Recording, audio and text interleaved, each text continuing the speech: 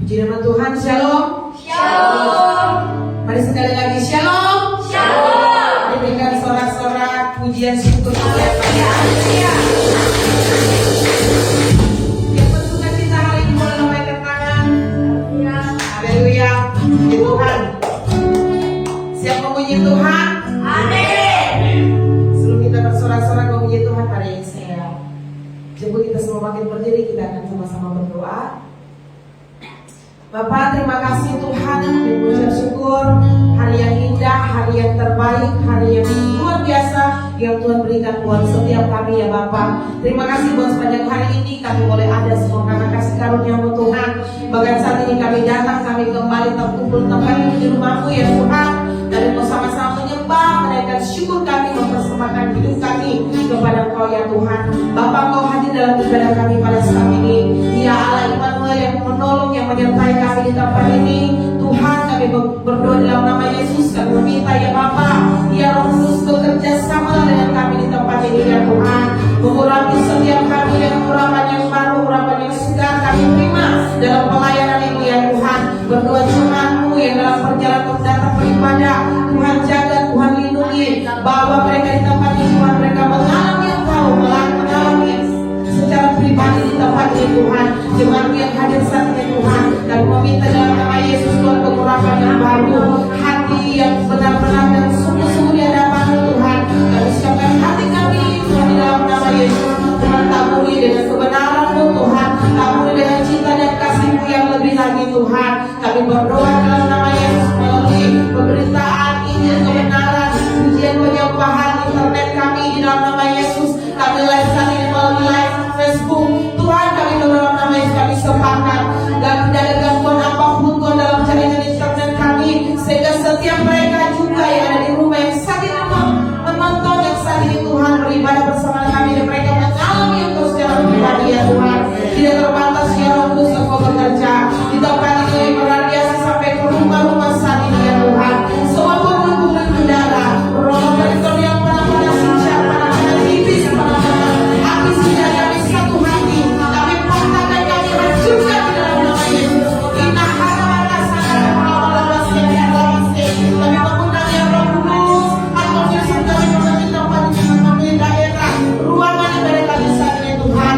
Tetangga kami kiri kanan depan belakang Tuhan menolong, Tuhan menolong di dalam nama Yesus. Dan setiap pujian yang mereka dengar dari tempat ini, mereka mengalami Engkau secara pribadi Tuhan. Orang-orang yang lewat di depan gereja ini Tuhan, Bapa di dalam nama Yesus jamah setiap mereka Tuhan, sehingga mereka melihat ada Tuhan di tempat ini, sehingga mereka melihat merasakan Engkau ada di tempat ini bersama dengan kami Tuhan. Kami siap untuk memuji Engkau Tuhan, kami siap untuk berglori, bersorak bagi nama-Mu, karena Engkau Allah yang luar biasa. Engkau bangkit menyelamatkan kami dari tempat ini Tuhan. Kami terima pemulihan, kami terima terobosan, kami terima kuasa yang besar dari Tuhan terjadi saat ini, terjadi dalam ibadah ini, dan kami terima di dalam nama Yesus. Sama-sama kita katakan amin. Haleluya. Boleh keluar dari tempat duduk, beri salam kiri kanan, katakan selamat hari Minggu, Tuhan Yesus memberkati kita semua. Haleluya. Puji Tuhan saudara, yang percaya diberikan kuasa oleh Tuhan boleh lambaikan tangan. Berikan sorak-sorak kemuliaan kita bagi Tuhan.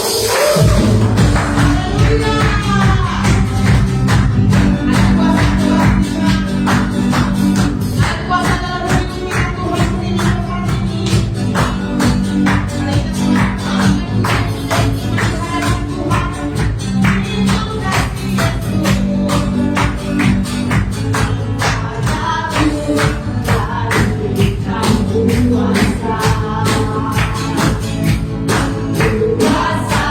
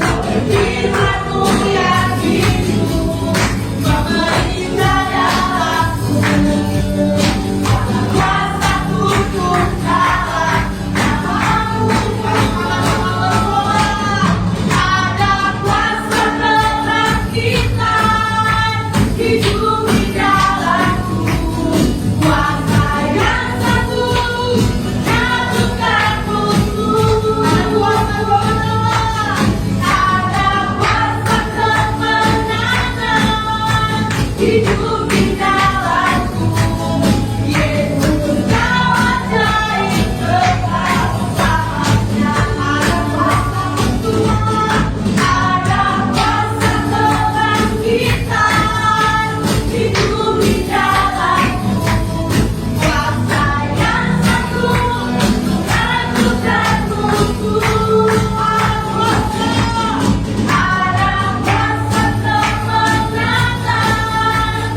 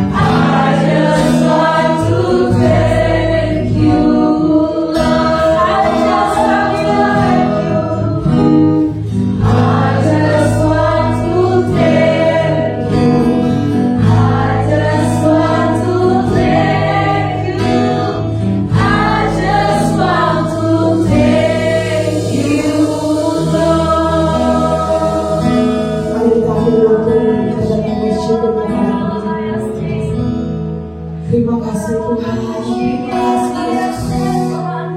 Hari datang memberikan kebaikan Tuhan saat ini. Dan hari ini, malam hari ini Tuhan, kami berhadapan secara pribadi langsung kepada kami. Kami memberikan, kami mengatakan terima kasih Tuhan. Semua kejadian yang telah terjadi dalam hidup kami, kami tahu semua dalam rencana-Mu. Dan malam hari ini Tuhan, kami menyatakan terima kasih. Hanya terima kasih. Hanya terima kasih. Ungkapan syukur kami berikan kepada Tuhan. Karena Engkau yang melayakan kami, Engkau yang memutuskan kami, Engkau yang membenarkan kami,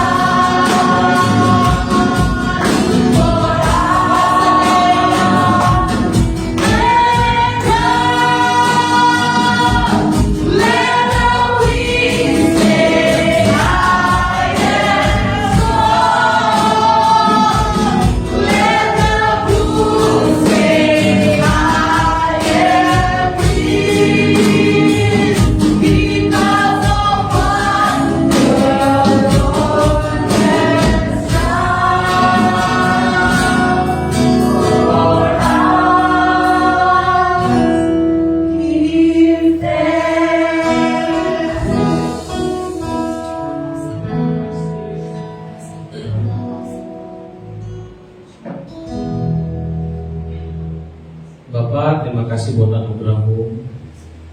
Terima kasih Tuhan Yesus buat pengampunan.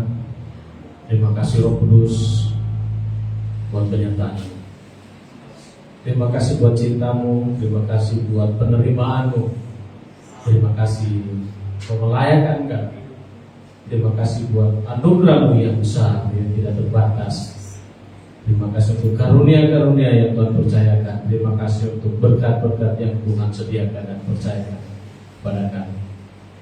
Hari ini kami akan belajar bagaimana Tuhan terus membawa kami terus maju, mengembangkan potensi, kemampuan yang sudah Tuhan berikan untuk membangun tubuh Kristus semakin sempurna, tersusun, rapi, terikat di dalam kasih, di mana kami bisa saling berbagi, saling menolong satu dengan yang lainnya, di mana gambaran Allah harus tercermin secara jelas melalui kami, dan setiap orang harus menerima kasih Allah yang sempurna yang datangnya dari Bapa di surga. Terima kasih, kami terima urapan, kuasa, pengertian, roh hikmat dan wahyu. Kami terima untuk mendengar, mengerti, dan memahami apa yang Tuhan mau yang disampaikan hari ini untuk kami semua di dalam nama Yesus. Amin. Silakan duduk.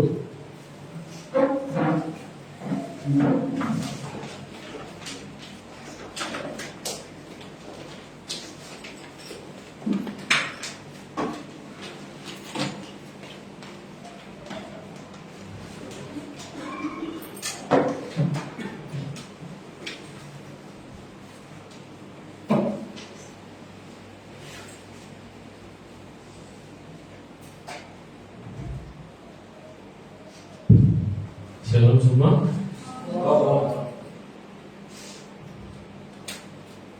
Ini bagian ketiga dari 7 dosa maut yang merusak komunitas, merusak diri kita sendiri, dan merusak hubungan kita dengan Tuhan. Di poin pertama kita sudah bahas 2 minggu yang lalu.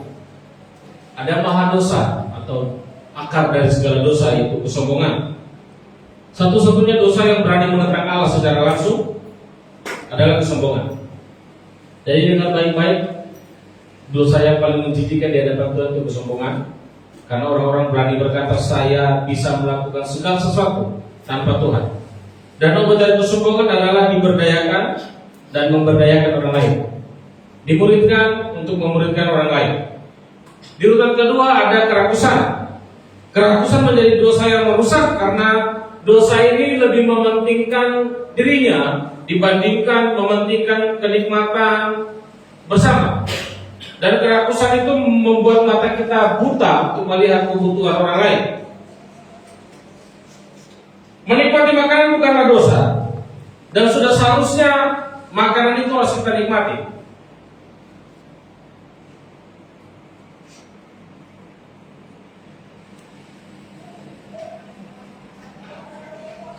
Setiap kali kita makan, kita harus mengerti bahwa ada 4 hal yang harus mengagari diri kita. Kalau saudara mau makan, tambah 2 kali, 3 kali, tidak salah. Itu tidak dosa. Asalkan saudara harus menjaga kenikmatan bersama, bukan kenikmatan sendiri. Pagari dirimu dengan 4 hal ini. Yang kedua, jangan kecanduan makanan. Dan yang ketiga, jaga etika makan. Dan yang keempat, lakukan dengan ucapan syukur. Pastikan kita makan dengan kita mengucap syukur terlebih dahulu. Kerakusan bukan soal makan dan minum, tetapi cara pikir kita tentang makanan. Itu rakus. Jangan pikir orang yang gemuk itu rakus. Kalau saudara lihat di Facebook atau di TikTok, orang yang mukbang itu, orang-orang Jepang itu kurus-kurus semua itu. Tapi lihat ya makannya, satu loyal. Jadi tidak selamanya orang yang kurus itu tidak rakus, dan yang gemuk juga tidak selamanya rakus. Tergantung cara berpikir seseorang. Obat dari kerakusan adalah mengucap syukur. Yang ketiga, iri hati. Orang yang iri hati dia tidak nyaman dengan dirinya. Dia mau pakai baju apa, tidak nyaman. Pakai celana, mau model bagaimanapun, dia tidak nyaman. Dari rumah dia sudah baca 10 kali, sampai di gereja dia baca lagi 10 kali, pulang gereja dia baca lagi. Kenapa? Karena dia tidak nyaman dengan dirinya. Orang yang iri hati itu suka kepo dengan kejatuhan orang. Kepo dia. Sederhananya dalam pelayanan, orang yang iri hati melihat orang Dia senang lihat orang susah, dia susah lihat orang senang. Itu orang iri. Obat dari iri hati, temukan identitasmu di dalam Kristus dan fokus melayani dengan karunia yang sudah kau punya. 1 Korintus 12 ayat 14 sampai 27. Kita buka ayat ini.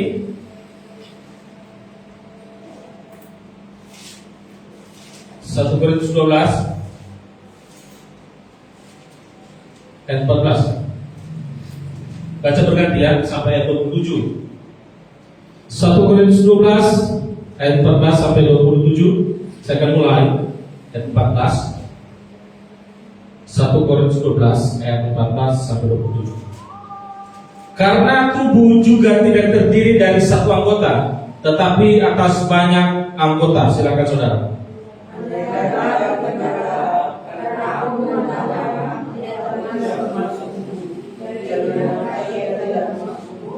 Dan ada yang kata telinga berkata, karena aku bukan mata, aku tidak termasuk tubuh. Jadi benarkah ia tidak termasuk tubuh?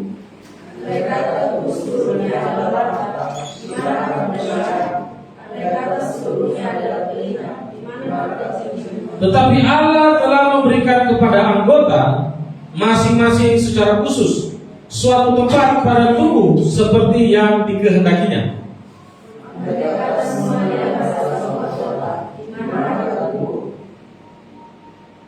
Memang ada banyak anggota tetapi hanya satu tubuh.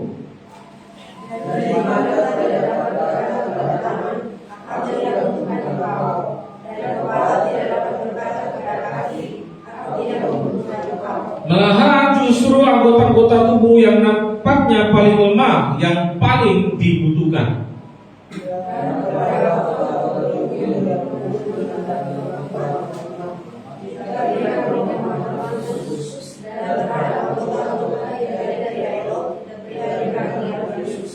Hal itu tidak dibutuhkan oleh anggota-anggota kita yang elok. Allah telah menyusun tubuh kita begitu rupa sehingga kepada anggota-anggota yang tidak mulia diberikan penghormatan khusus.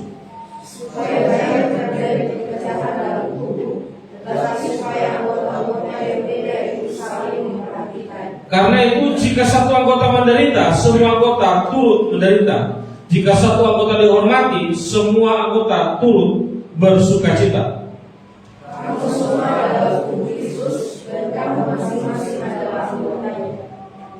Amin. Dengar baik-baik, pahami bahwa memang tidak seharusnya kita semua sama. Dengar baik-baik. Tidak semua kita harus sama di dalam gereja. Akan terdapat banyak perbedaan.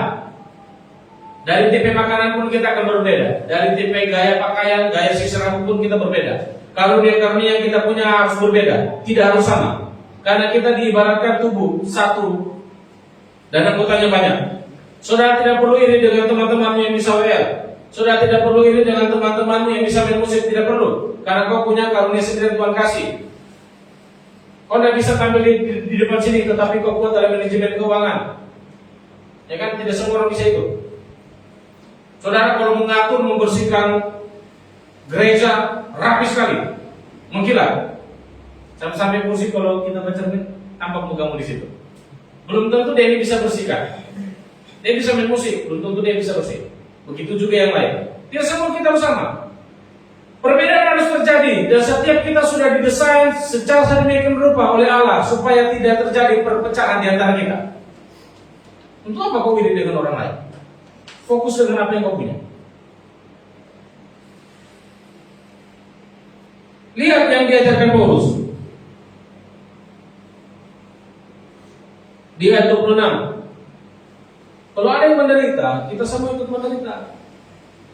Kalau ada yang bersuka cita, ada yang senang, ada yang ulang tahun, ada yang beli motor, beli mobil, sama-sama kita bersuka cita. Ayo makan lagi. Ayo cepat syukur lagi. Siapapun Anda, apapun karunia Anda dibutuhkan di dalam tubuh Kristus. Jangan bilang, saya kalau apa-apa saya tidak bisa bikin apa-apa. Tidak. Ada tugasmu. Bonceng orang naik motor. Itu juga berfungsi. Ekspresikan karunia Anda melalui pelayanan bersama. apapun yang kau punya, ekspresikan. Karena saudara adalah satu anggota di dalam tubuh Kristus, dan Kristus itu kepala.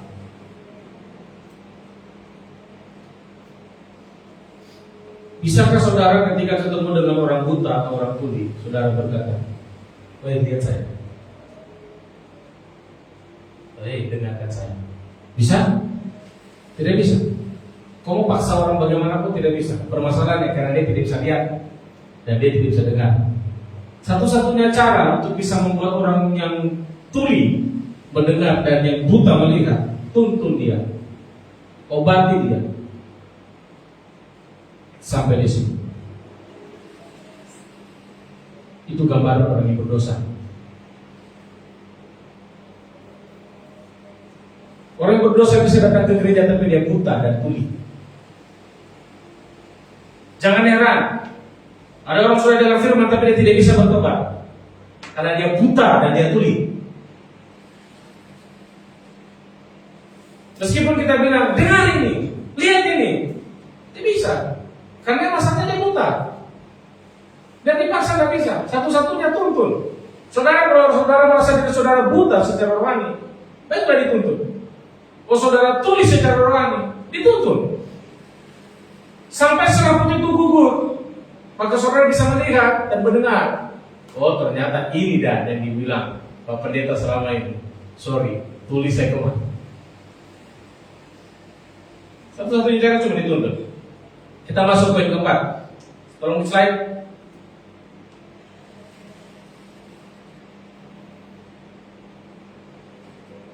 Ya, ini dia. Bagian ketiga, slide lagi berada. Lewat. Mundur. Itu dia. Keserakahan. Sorry, angkanya salah. Itu nomor 4. Dosa yang merusak komunitas, merusak gereja, merusak diri sendiri, merusak orang lain, dan merusak hubungan dengan Tuhan. Yang keempat adalah keserakahan. Moto dari dosa ini, saya harus mengumpulkan lebih banyak. Kumpul. Salah satu imam Yahudi meninggal, mati. Kemudian malaikat bawa dia ke sebuah ruangan di mana terdapat meja yang sangat besar dan terdapat banyak hidangan makanan yang enak-enak. Banyak sekali. Tetapi sekumpulan orang yang datang ini di meja tersebut sudah duduk, ramai sekali. Mereka terlihat sangat kelelahan dan kelaparan. Mereka diberikan sendok untuk makan yang panjangnya 3 meter. Tapi sayangnya mereka tidak bisa makan dengan sendok yang 3 meter itu. Mereka ada di situ sudah cukup lama, tetapi mereka kelaparan. Padahal disediakan sendok. Tapi sendoknya panjang, tidak bisa makan toh. Sendok 3 meter. Kemudian malaikat ini membawa imam Yahudi ini ke ruangan yang berbeda. Ada tampak meja yang sama, makanan yang sama, tetapi orang-orang yang sehat, gemuk dan bersukacita, mereka makan dengan sendok yang sama, panjangnya 3 meter. Mereka yang di ruangan satu tidak bisa makan, yang di ruangan satu mereka gemuk dan sehat. Kenapa? Karena sendok yang disediakan 3 meter itu bukan untuk menyendoki mulut mereka, tetapi orang lain yang di depan mereka. Dan malaikat berkata, yang tadi itu neraka, ini adalah surga, di mana orang bisa saling berbagi satu dengan yang lain. Orang yang serakah tidak bisa berbagi, takut dia kurang. Perhatikan, kalau saudara baca dari Kejadian sampai di perjanjian, dari perjanjian lama sampai perjanjian baru, Alkitab banyak sekali menyinggung dosa tentang keserakahan dibandingkan dosa lain. Keserakahan ini mengerikan, makanya dia masuk di dalam 7 daftar dosa yang merusak. Tuhan Yesus banyak memberikan perumpamaan talenta, perumpamaan tentang uang, perumpamaan tentang harta. Orang yang serakah tidak bisa mengasihi Tuhan karena hatinya sudah terbagi antara Tuhan dan uang. Dan orang yang serakah, dia dikontrol oleh uang. Uang menjadi Tuhan atas kehidupannya. Keserakahan sulit kita deteksi. Dan itu bisa ada di dalam diri saya dan di dalam dirimu hari ini. Keserakan kita tidak bisa deteksi, sulit, tetapi bisa kita lihat. Karena dia terbungkus rapi dengan yang namanya kebutuhan hidup sehari-hari, sehingga orang menganggap itu bukan dosa, dan itu hal yang biasa untuk kita menabung, mengumpulkan harta itu hal biasa. Saudara masih ingat Gehazi? Bulan lalu kita bahas pelayan setia Nabi Elia, tiba-tiba bego hatinya karena apa? Serakah. Orang mau setia bagaimanapun dengan Tuhan, kalau dia tidak jaga hatinya dengan uang, bego juga dia. Injil Matius 19 ayat 10.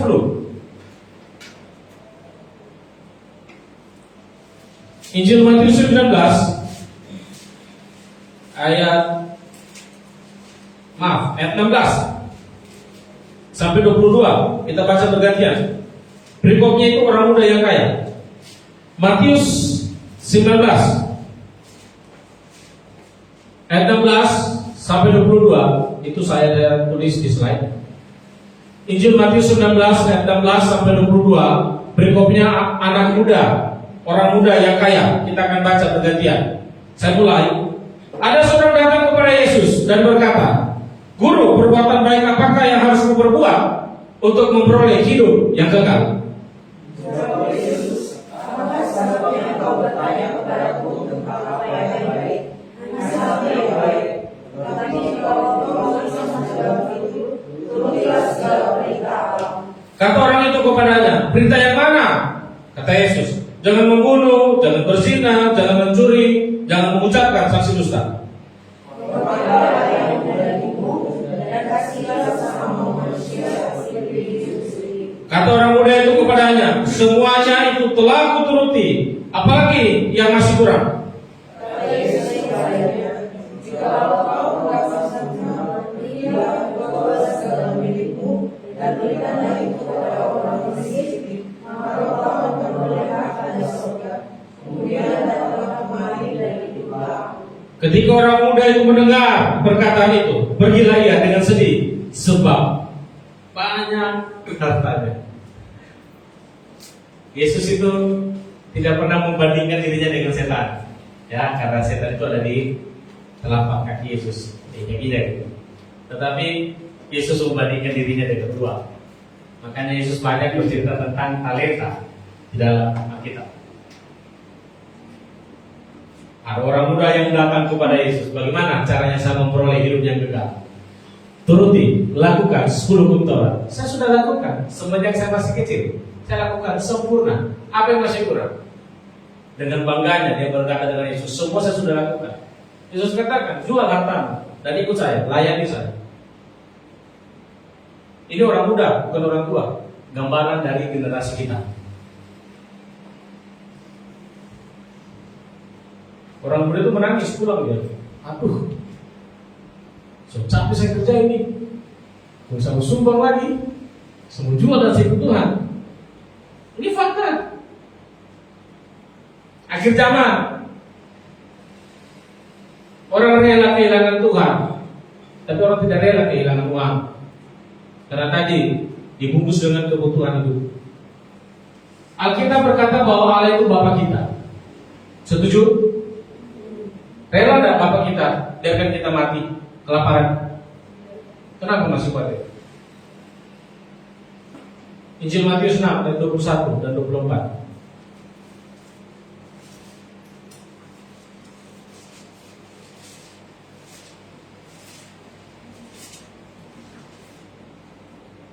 Injil Matius pasal 6 ayat 21. Yuk baca sama-sama.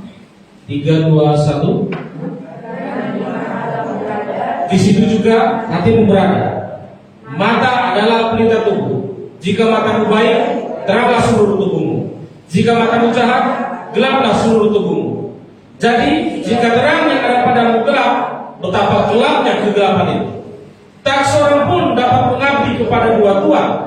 Karena jika demikian, ia akan membenci yang seorang dan mengasihi yang lain, atau ia akan setia kepada yang seorang dan tidak memindahkan yang lain.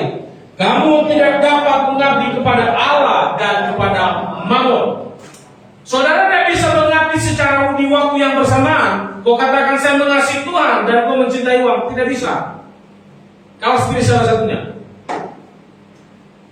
Di mana hartamu berada, di situ hatimu. Kalau hartamu Yesus, maka kau akan ikut Yesus. Kalau hatimu uang, kau akan ikut uang. Mata adalah berita tubuh. Bagaimana cara saudara memandang harta? Akan jadi seperti itu waktumu dan sikapmu.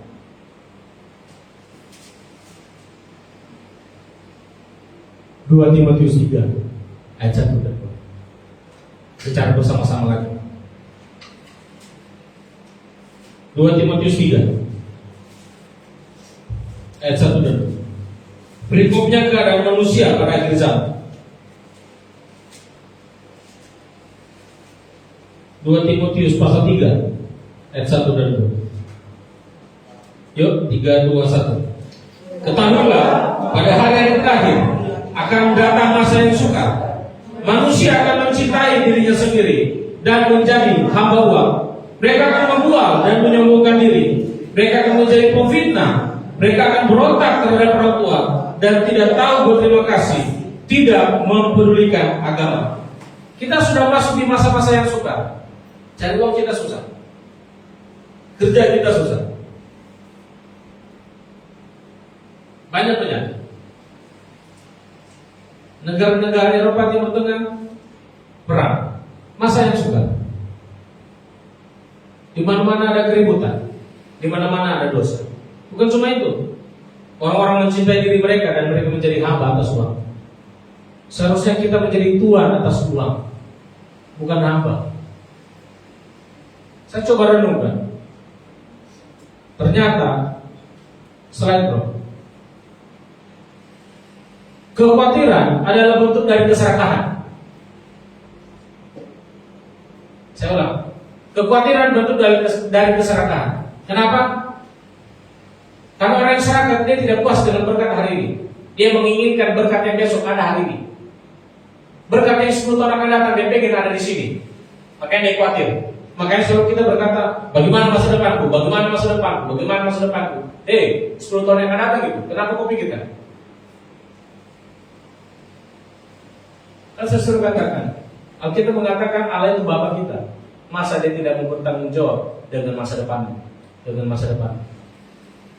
Karena kita serakah. Makanya kita khawatir. Keserakan membuat kita tidak bisa bersyukur dengan apa yang kita punya hari ini. Menjadi orang sukses dalam karir, kita punya uang banyak. Dengar, itu tidak dosa. Menjadi orang sukses, Tuhan tidak larang. Silakan kejar karirmu. Silakan saudara bekerja. Tapi sikapi sebaik-baiknya pekerjaan dan uangmu. Jangan salah. Jangan sampai saudara diperbudak. Jangan sampai kita memiliki sikap hanya mengumpulkan. Kita lupa menikmati dan kita lupa untuk berbagi. Percayalah, tidak ada orang yang serakah hidupnya bahagia. Sudah baca Lukas 12 ayat 15. Lukas 12.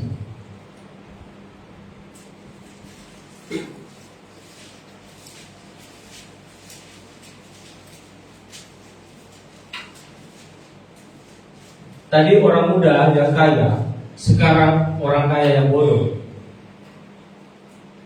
Orang serakah itu Yesus gambarkan seperti orang yang bodoh. Lukas 12 ayat 15. Saya mulai dari ayat 15 sampai 21, perhatikan. Kata Yesus lagi kepada mereka, berjaga-jagalah dan waspadalah terhadap segala ketamakan atau keserakahan. Sebab walaupun seorang berlimpah-limpah hartanya, hidupnya tidak tergantung dari kekayaannya itu. Kemudian Yesus mengatakan kepada mereka suatu perumpamaan. Katanya, ada seorang kaya, anaknya berlimpah-limpah hasilnya. Dia bertanya dalam hatinya, apa yang harus kuperbuat? Sebab aku tidak mempunyai tempat di mana aku dapat menyimpan hasil tanahku. Lalu kata orang kaya itu, inilah yang akan aku perbuat. Aku akan merombak lumbung-lumbungku, dan aku akan mendirikan yang lebih besar, dan aku akan menyimpan di dalamnya segala gandum dan barang-barangku. Sesudah itu aku akan berkata kepada jiwaku, hai jiwaku, ada padamu banyak barang tertimbun untuk bertahun-tahun lamanya. Beristirahatlah, makanlah, minumlah, dan bersenang-senanglah. Ayat 20. Tetapi firman Allah kepadanya, hai engkau orang bodoh, pada malam ini juga jiwamu akan diambil daripadamu, dan apa yang telah kau sediakan, untuk siapakah itu nanti? Demikianlah jadinya dengan orang yang mengumpulkan harta bagi dirinya sendiri, jikalau ia tidak kaya di hadapan Tuhan. Dalam perumpamaan ini Yesus menceritakan ada orang yang kaya, yang bodoh, tapi dia bodoh. Bodohnya di mana? Dia kerja siang malam, siang jadi malam, malam jadi siang. Dia kerja untuk apa? Generasi kedua, generasi ketiga tidak boleh jadi miskin. Tidak salah kita punya prinsip seperti itu. Dia kumpulkan harta, dia lupa jalan-jalan. Dia lupa untuk menikmati apa yang sudah dia cari. Dia beli rumah kecil, dia rombak rumah besar. Dia bangun lumbung, gudang untuk menyimpan hartanya. Kecil, dia ganti besar karena sudah banyak. Dan satu waktu ketika dia sudah pensiun, dia berkata, waktunya untuk menikmati. Malam jadi mati. Makanya kita katakan dia bodoh. Dia sangat bodoh. Amsal berkata seperti ini. Ada orang yang menyebar harta, tapi tidak pernah kekurangan. Tetapi ada orang yang menghemat secara luar biasa. Tiap hari dia kurang. Waspada, meskipun banyak kita punya uang, hidup kita tidak ditentukan dari harta itu. Hidup ini singkat, sangat singkat. Kita tidak tahu kapan kita pulang ke surga. Hidup ini singkat. Muliakan Tuhan dengan tubuhmu, muliakan Tuhan dengan harta. Matius pasal 6 ayat 33. Dia dibacakan.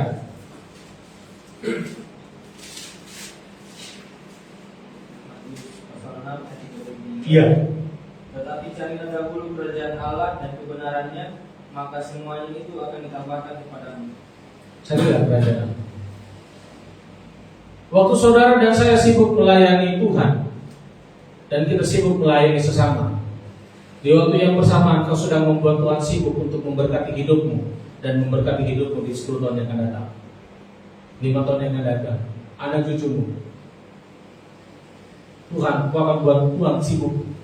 Kau buat Tuhan tidak tidur siang dan malam hanya untuk memikirkan. Waktu dia sudah melayani, dia sudah menolong orang, dia sudah kerja dengan baik, dengan jujur, dia jadi berkat di tempat kerja, di sekolah, di gereja, dia jadi berkat. Kau buat Tuhan tidak tidur.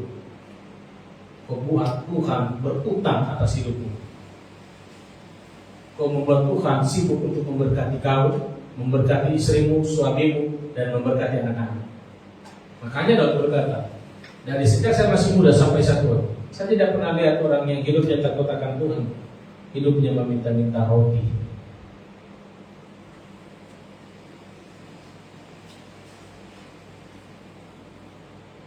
Obat dari kesalahan. Selain brother, lagi penginjilan, pelayanan kasih. Seorang penginjil besar bernama Reinhard Bonnke. Saya baca artikelnya, dia menulis satu artikel. Dia berkata, tidak ada bro, kembali. Dia berkata seperti ini. Tahun 1900 sekian, maaf saya lupa. Dia sedang berjalan di malam hari dan dia berkata di dalam hatinya. Reinhard Bonnke orang Jerman. Dia berkata, Tuhan, bagaimana caranya saya harus menjangkau jiwa-jiwa? Dia jalan, dan dia terus berkata, bagaimana caranya saya harus menginjil, bagaimana caranya orang-orang miskin harus makan. Kemudian Tuhan berbicara di telinganya dengan jelas. Oke, kalau saya kasih kau uang $1 juta, apa yang akan kau berbuat dengan uang itu? Dan Bonnke berkata, Tuhan, saya akan membombardir dunia dengan Injil. Jangan kasih saya uang $1 juta, berikan saya 1 juta jiwa. Langsung Tuhan berbisik lagi di telinganya. Hal itu akan terjadi sekarang. Sudah waktu untuk menjara neraka dan membawa pulang semua orang-orang di neraka masuk ke dalam surga. Saudara tahu, sejak hari itu Tuan Pakir Renat Bongke menjangkau Afrika sampai akhir hidupnya tahun 2019 dia meninggal. Orang-orang Afrika dimenangkan untuk Yesus. Kenapa? Karena ketika Tuhan berkata untuk apa? Kalau saya kasih uang 1 juta, kau bikin apa? Untuk orang, untuk menolong orang. Saudara tahu, salah satu panti asuhan termewah di Indonesia itu ada di Bali. Pendeta Paulus Wiratno ketika perang di Ambon, mereka mengungsi. Di pengungsian itu perang kami. Dia hamba Tuhan. Dia dari gereja ini. Ketika dia di pengungsian, dia melihat orang-orang miskin, orang-orang terlantar, dan dia berkata dalam hatinya, Tuhan, bagaimana caranya untuk mereka bisa makan? Dan dia berkata, Tuhan, kalau kau berikan saya uang, saya akan buat panti asuhan. Dia pulang, dia kembali, dia buka panti asuhan, Tuhan berkati dia, dan banyak yayasan Mercy di Indonesia dia yang dirikan. Hanya karena apa? Melihat jiwa-jiwa yang kelaparan. Saudara, kalau saudara bisa terbeban untuk orang-orang yang miskin, bahkan saya bisa terbeban untuk orang miskin, berkat Tuhan bisa lancar. Kenapa Tuhan sulit memberkati kita? Karena setiap kali Tuhan kasih uang, kita sibuk dengan kebutuhan kita setiap hari. Nanti kalau saya nikah bagaimana? Memangnya Tuhan tidak peduli dengan pernikahan? Nanti anak cucuku bagaimana kalau saya tidak menabung? Memangnya Tuhan tidak peduli dengan anak cucu? Tuhan peduli. Makanya saya katakan, ketika saya dan saudara sibuk melayani Tuhan dan melayani sesama, kita sedang membuat sibuk Tuhan di surga untuk memberkati kita dan generasi kita. Waktu kita bikin KKR di UMJ dan juga di Wana, saya buat kanva dan kirim ke beberapa pendoa, dan saya kirim ke salah satu ibu pendoa. Dia transfer. Asal saudara tahu, di Wana itu tidak semua uang gereja kita, bukan semua kas misi. Ada donatur yang memberikan. Dan ketika dia sudah transfer, dia katakan begini, saya jawab, Ibu terima kasih sudah menolong pelayanan kami. Kata-katanya bikin saya menangis, hati saya menangis bersukacita. Kata-katanya seperti ini, Henry, terima kasih ya, kamu sudah memberikan saya kesempatan untuk melayani pekerjaan Tuhan. Oh, luar biasa. Luar biasa. Kalau semua orang punya hati seperti itu. Dan kita ada pelayanan, dan dia bilang terima kasih sudah berikan saya kesempatan untuk melayani dengan uang. Tidak susah semuanya kita akan menjangkau dunia ini. Tidak susah kita menjangkau kota Palu kalau kita semua tidak menjadi orang yang serakah.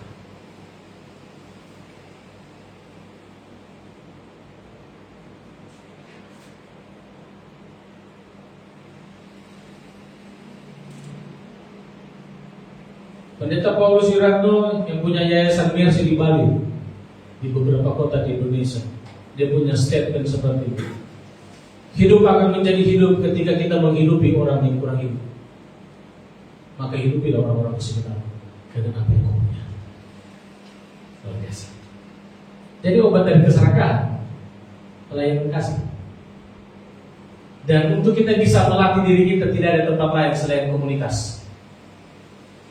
Komunitas gereja di mana kita melatih diri kita untuk tidak pelit sebelum kita keluar menjangkau orang. Memberi dan menerima itu seperti dua irama yang tidak terpisahkan, menghirup nafas dan menghembuskan nafas. Saudara bisa bayangkan, kalau orang tidak menghirup nafas, mati. Saudara menghirup nafas dan tidak membuang nafas, mati juga. Jadi ketika saudara menerima, ya kita harus memberi. Dan ketika kita memberi, kita menerima. Karena asik seperti itu. Kalau kita hanya menerima, basi, busuk dan berulang. Orang yang sekarang kadang hanya mementingkan dirinya, kumpul untuk generasiku.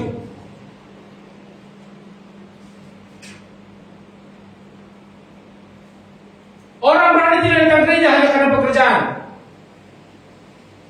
Orang berani tinggalkan ibadah yang sementara berjalan hanya karena uang. Betul tidak? Betul dong. Saya pernah begitu. 2 tahun saya tidak gereja karena saya jaga stand burger di Palu Grand Mall.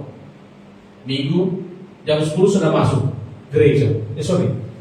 Jam 10 sudah harus di mall. Jam 10 pagi. Jam 10 malam saya pulang. 2 tahun. Saya betul ini.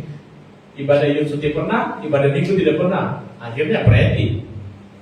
Kalau saya kerja lah 2 tahun tidak pernah di gereja, cuma cari uang. Saya sudah rasakan yang namanya juga kerja seperti itu. Saya berani tinggalkan Tuhan hanya untuk kerja. Penginjilan itu bukan pilihan, tapi itu keharusan untuk semua orang. Kita menolong orang lain untuk menerima kasih Tuhan dan menolong diri kita untuk membangun di dalam kasih untuk diri kita sendiri. Yang kelima, brother slide, kemalasan. Moto dari kemalasan, saya tidak peduli dengan semuanya. Malas lebih mementingkan kenyamanannya dibandingkan pertumbuhan rohani dan pertumbuhan komunitas. Orang yang malas memposisikan diri sebagai konsumen, bukan kontributor.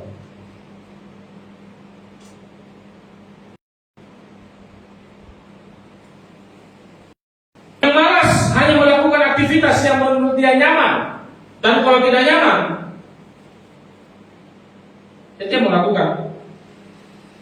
Kemalasan secara fisik akan menuntun kita kepada kemalasan secara rohani. Kemalasan menjadi salah satu dosa mematikan karena bisa mematikan panggilan seseorang. Slide, brother. Kemalasan sebagai tindakan melarikan diri dari Tuhan. Kenapa bisa seperti itu? Slide. Kemalasan memiliki kata asli dari bahasa Latin, yaitu akedia, yang artinya lari dari panggilan Tuhan, mengabaikan karunia-karunia yang Tuhan berikan, dan menolak tanggung jawab yang Tuhan percayakan. Ini orang malas. Matius 25 ayat 14, perumpamaan tentang talenta.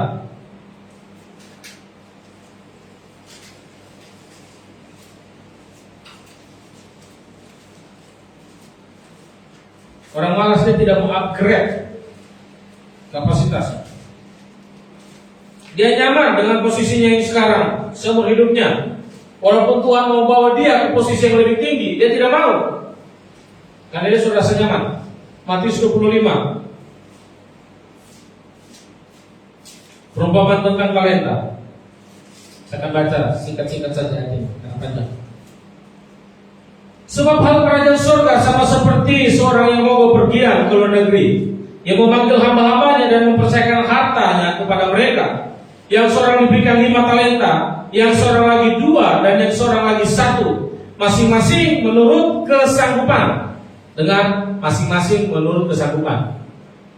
Tuhan mempercayakan kita talenta, karunia ini bakat, dan ini juga tentang harta, benda, uang kita. Oke, singkat cerita. Pergilah Tuhan ini, dan orang yang menerima 5 talenta, dia pergunakan 5 talenta itu dan dia kembangkan menjadi 10. Orang yang diberikan 2 talenta dia kembangkan menjadi 4. Tetapi ada 1 orang, karena dia malas. Dia cuma simpan itu talenta, karunianya cuma dijadikan bantal tidur. Satu waktu Tuhan yang punya talenta itu datang, dan dikumpullah para hamba-hamba ini. Datang yang diberikan 5 talenta itu. Tuhan, talenta yang Tuhan percayakan kepada saya telah jadi 10. Apa Tuhan katakan? Baik sekali perbuatanmu, hai hamba yang setia. Masuklah ke dalam kerajaanmu. Dan nikmat itu. Datang yang 2, datang yang 1. Tuhan itu kan jahat. Dia berkata, Tuhan menuai di mana Tuhan tidak menabur. Sebab itu talenta yang Tuhan kasih cuma saya simpan. Apa kata Tuhan itu? Hai kau hamba yang jahat. Kenapa kemalasan bisa menjadi dosa yang merusak? Karena di mata Tuhan itu jahat.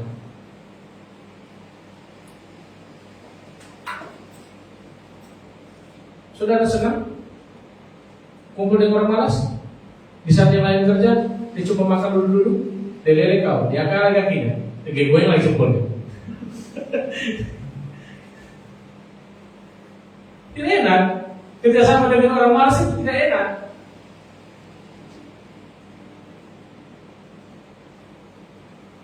Kita semua sudah kerja capek-capek. Dia lambat datang, dia belum cepat.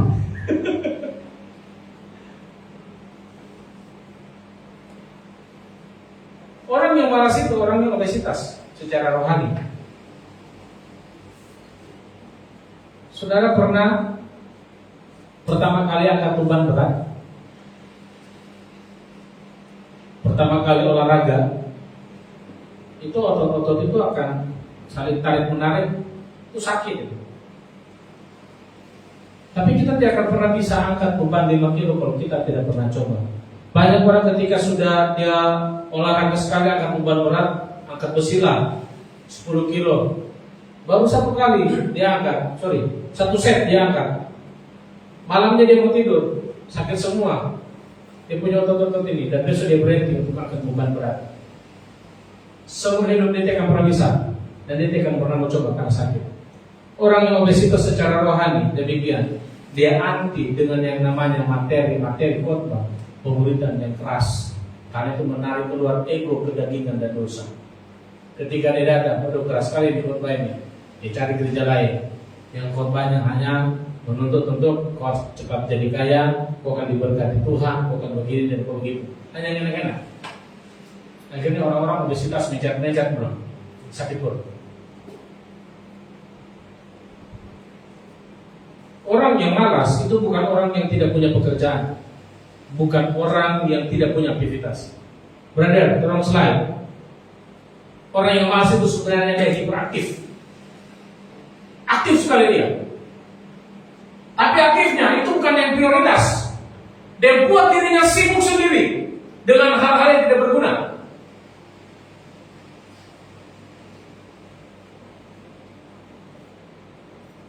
Kita sudah mau ibadah jam 5.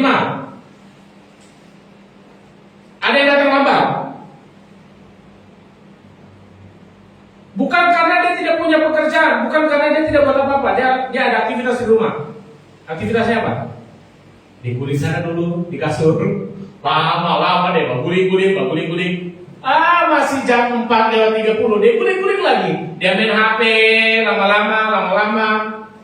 Pas sudah jam 5:40, aduh, lupa cucian belum dicuci. Akhirnya dia sebentar mau cuci, jam 5 lewat, sampai datang. Jadi orang yang malas bukan orang yang tidak sibuk. Sibuk sekali dia, tapi dengan hal-hal yang bukan prioritas. Tidak susah sebenarnya kita untuk tank jam 5 ibadah. Tidak susah. Yang penting kita bisa keluar.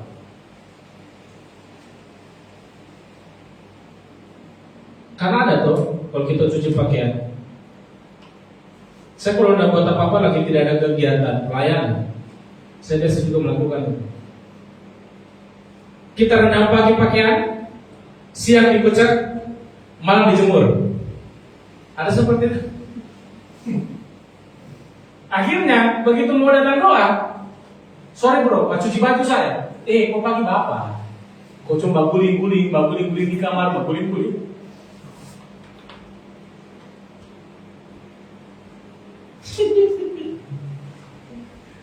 Melayani Tuhan dikatakan dengan segenap hati, artinya kita itu dituntut untuk berkorban, dan yang terutama itu waktu.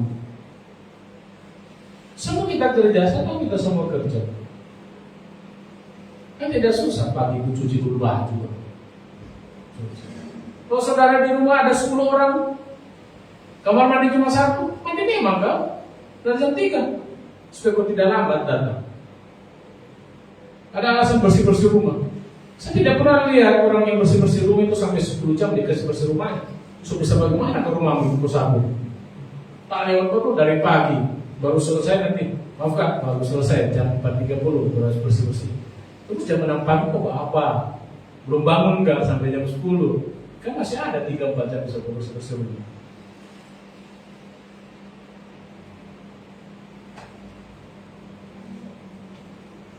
Orang yang malas itu dia bisa datang ke gereja, dia bisa aktif. Ya. Orang yang malas secara roh dia bisa aktif datang ke gereja, tetapi dia akan menjadi risih ketika sudah ditanya, apa tujuanmu datang? Kalau sudah disuruh berpartisipasi, bicara tentang visi, diberikan tanggung jawab, dia akan mulai terganggu. Karena kemalasan itu bicara tentang zona nyaman. Orang yang malas datang itu hanya menjadi sebuah konsumen.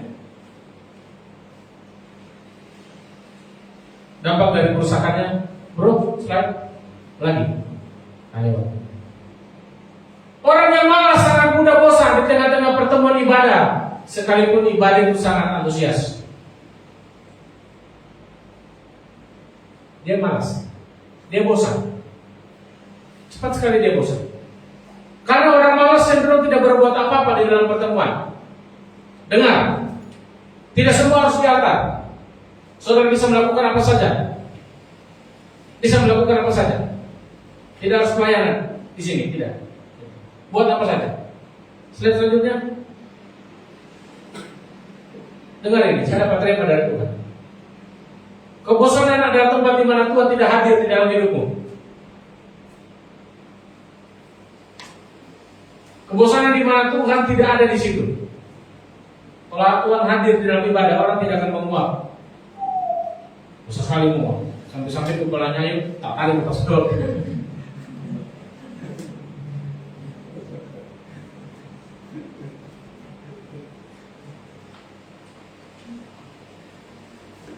Kemalasan adalah bencana bagi komunitas. Kenapa, saudaraku? Karena dia menghambat pertumbuhan komunitasmu. Dia menghambat pertumbuhan gereja. Dia menghambat pertumbuhan komunitas sel. Dan dia menghambat pertumbuhan rohaninya sendiri.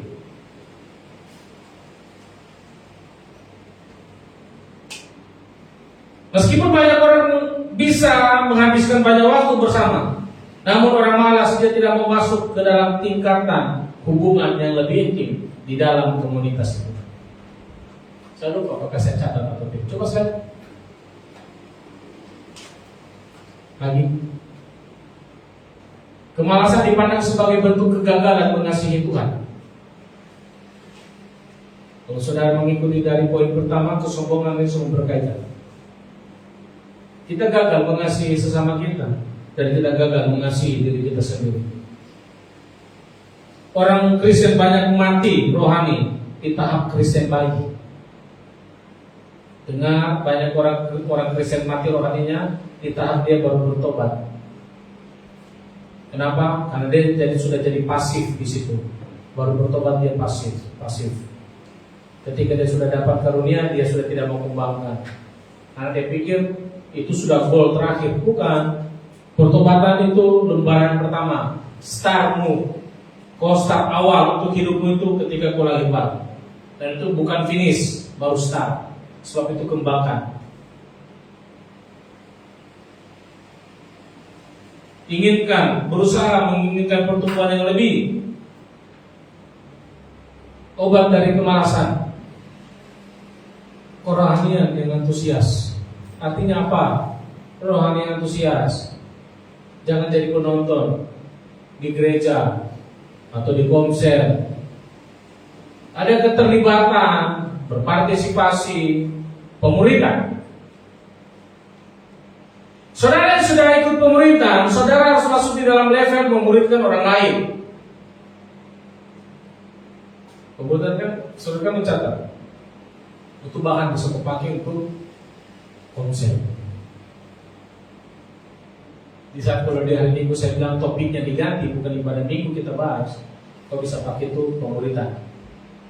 Bahas. Kau bisa ketemu dengan orang dan ketika punya masalah, dia punya pergumulan, ada yang cocok dengan pemuritan, masuk, kasih dia pemuritan.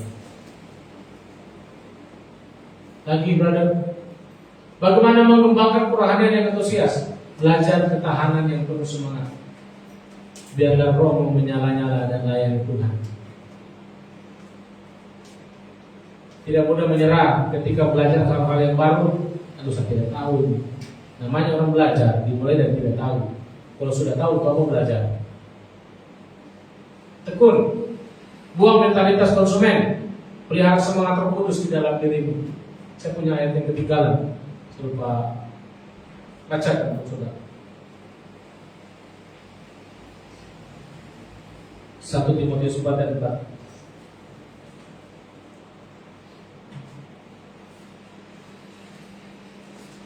Satu Timotius 4 ayat 4.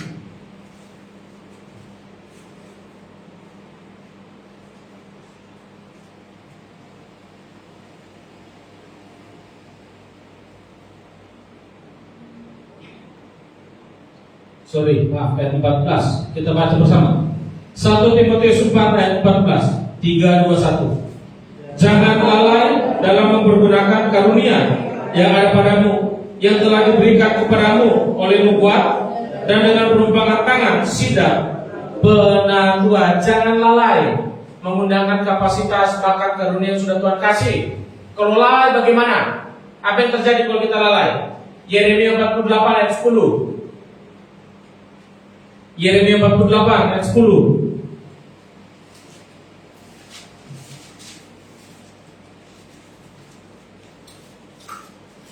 Yang sudah dapat langsung baca.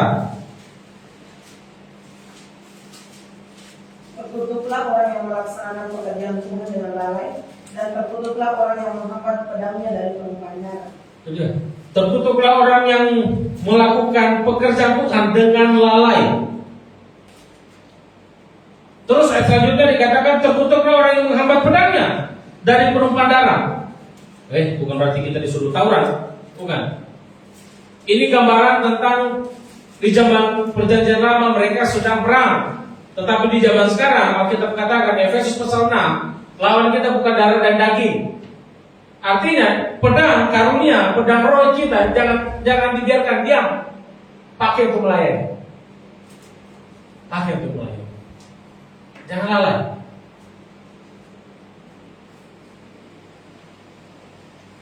Satu Timotius 6 ayat 10. Ini di poin keempat tadi saya lupa bacakan. 1 Timotius pasal 6.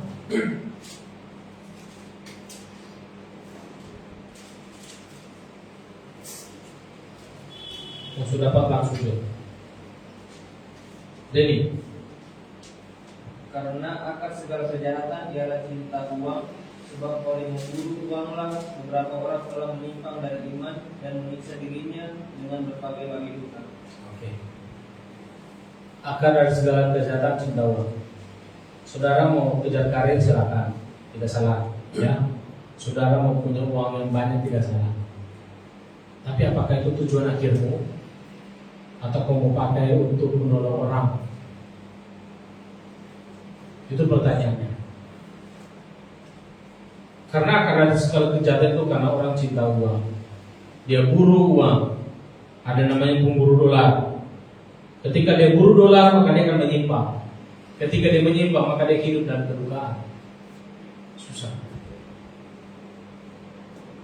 Saudara harus mengerti kapan waktu untuk puasa, kapan waktu untuk berpesta, kapan waktu harus menanam, kapan menuai, kapan memberi dan kapan menerima.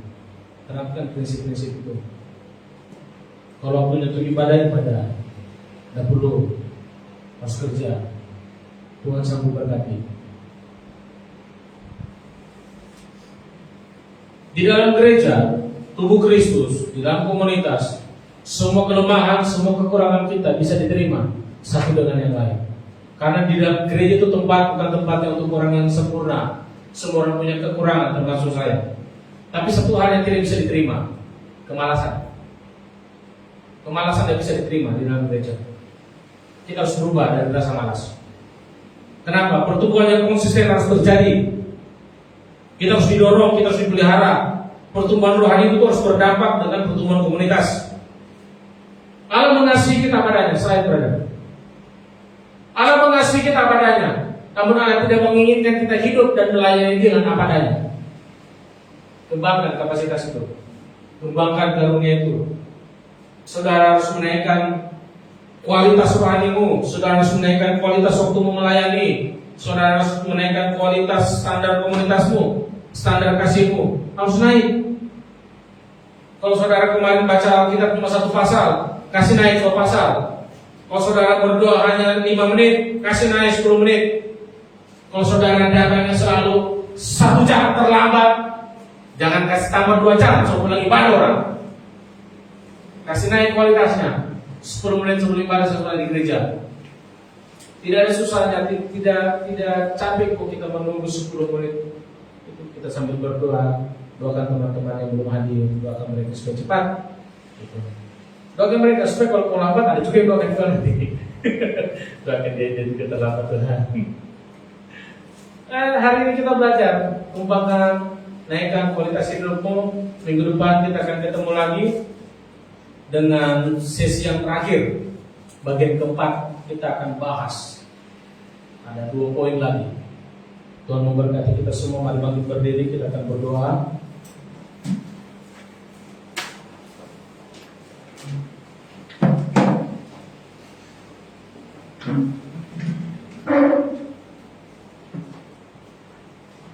Kami bersyukur karena Engkau mengasihi kami apa adanya. Engkau menerima kami apa adanya. Tetapi Engkau tidak menginginkan kami Tuhan untuk hidup sekedarnya, ibadah sekedarnya, melayani sekedarnya. Engkau menginginkan kami memberikan sesuatu yang maksimal untuk Engkau, untuk memuliakan nama-Mu, bukan sesuatu yang main-main, tetapi benar-benar sempurna. Ajar kami untuk mengembangkan kapasitas, karunia, bakat yang sudah kami percayakan. Berikan kami kepercayaan diri, berikan kami hikmah dan waktu untuk kami bisa mengelola harta benda yang sudah Tuhan percayakan, pekerjaan, pelayanan yang sudah Tuhan percayakan. Tolong kami, ampuni kelalaian kami berusaha semaksimal mungkin untuk terus berjuang, memberikan yang terbaik untuk Tuhan. Berkati semua jemaat-Mu di tempat ini maupun di rumah. Berkati kami dengan anugerah, dengan kasih sayang di dalam nama Yesus. Haleluya. Amin. Bisa kembalikan.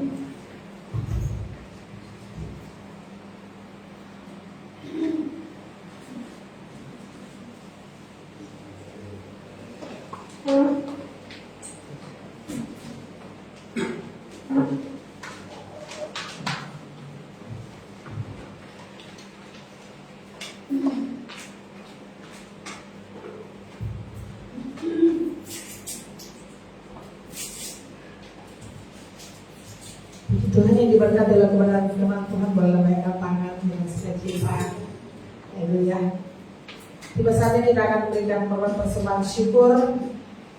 Sebelumnya mari saja kita semua satu dalam doa. Ada doa.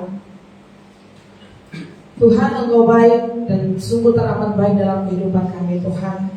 Terima kasih kebenaran firman-Mu yang terus mengajar kami setiap hari, setiap saat, bahkan hari ini Tuhan menjadi rema kami untuk kami jalani kehidupan kami sepanjang minggu. Terima kasih Tuhan, Engkau mengajar kami untuk kami lebih lagi bergantung kepada Engkau Tuhan, lebih lagi mengubah segala sesuatu yang salah kehidupan kami ya Bapa. Dan pada saat ini tiba saatnya kami akan memberikan persembahan syukur kami.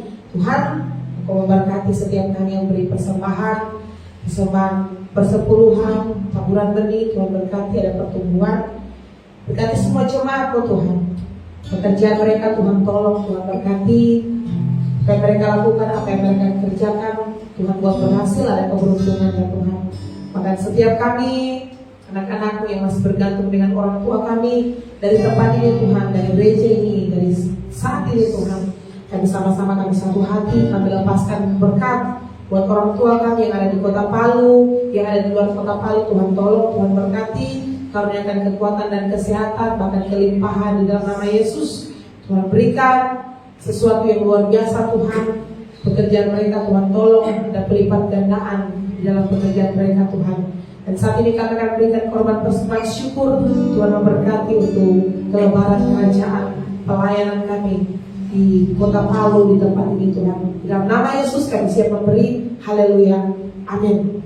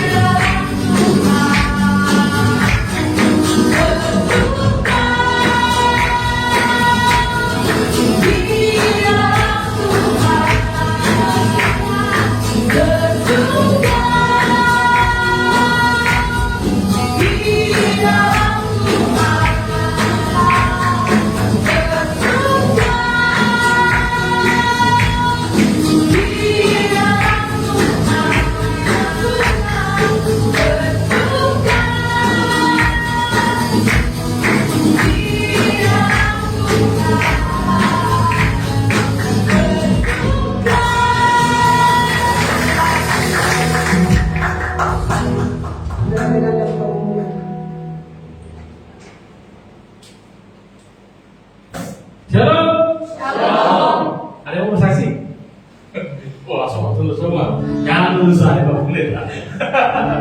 Oke, Senin ada doa khusus, berdoa saja. Hari Selasa sebelum itu apakah ada benar atau tidak? Nanti itu bagian benar untuk ngomongkan. Rabu Komsel, bro, atur jadwal. Hari ini langsung kirim. Hari Kamis free. Hari Jumat kita doa puasa jam 7 malam. Hari Sabtu latihan jam 7 malam. Terus semua pelayan altar. Kalau sudah dikasih lagu langsung hafal-hafal memang. Dan juga kita akan ketemu lagi hari Minggu jam 5 sore. Terima kasih untuk hadirannya dan memberkati kita semua. Tiba saatnya kita akan mengakhiri ibadah kita sebelum semua jemaat makin berdiri.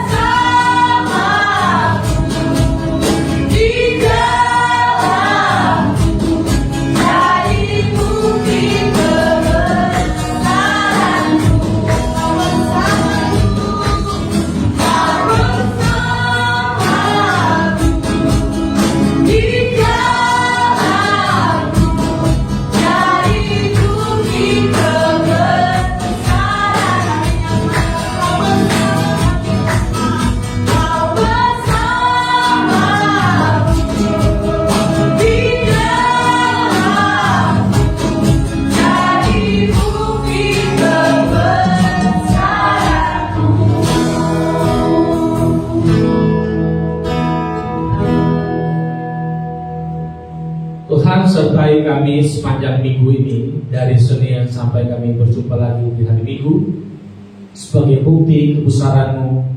Buat setiap anak-anak-Mu ini berhasil di dalam pekerjaan mereka, buat mereka beruntung, berikan hati yang jujur, bertanggung jawab, hati yang disiplin di dalam pekerjaan dan juga di dalam masalah keuangan. Tuhan berikan mereka kedisiplinan. Tuhan, kami berdoa untuk kota kami, untuk bangsa kami terus minta pembangunan rohani terjadi.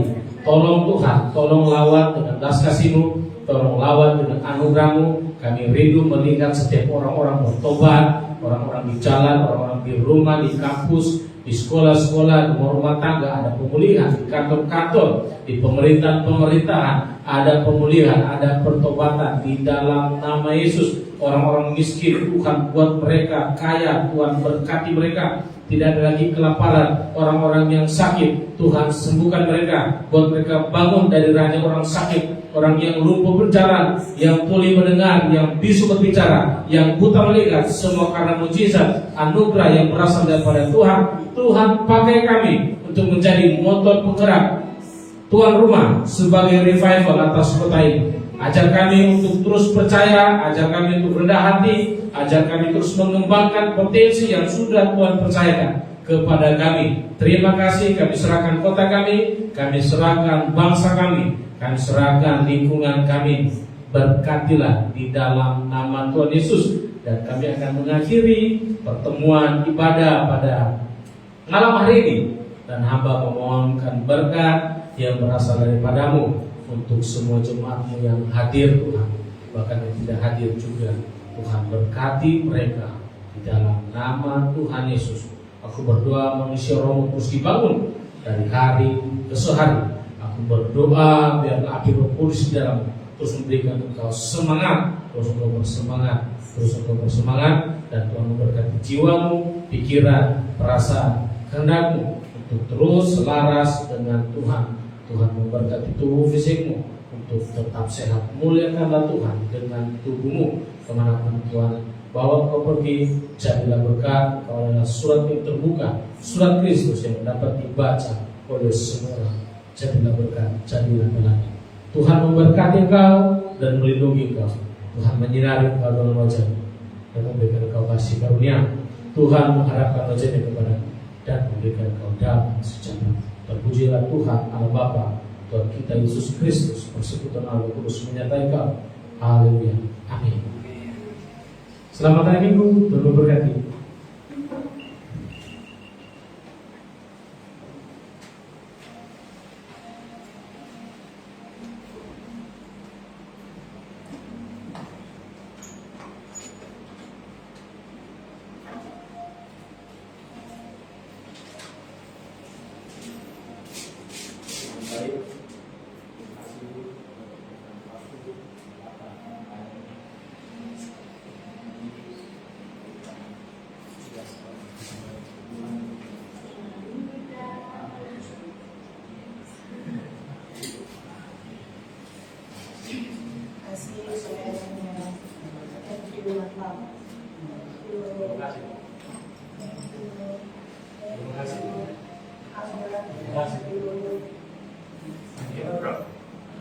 Terima kasih.